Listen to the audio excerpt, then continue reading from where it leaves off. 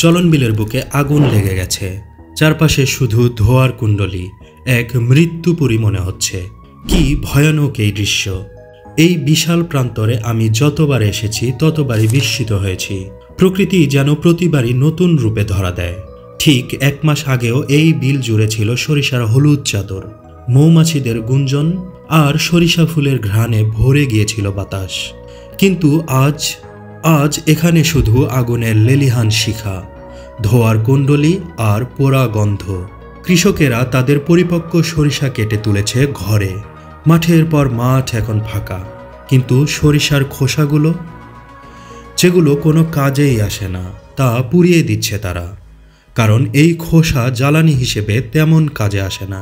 আগুনের চাইতে ধোঁয়া বেশি হয়, তাই কৃষকরা জমিতে আগুন ধরিয়ে দেয়। দূর থেকে তাকালে মনে হয় পুরো বিল জুড়ে লেলিহান আগুন দাউ দাউ করে জ্বলছে। যারা এই খোসা পুড়িয়ে দেয় না, তারা ফেলে রাখে মাঠে, আর সেই ফেলে দেওয়া খোসাগুলো দিয়ে শিশুরা খেলা করে।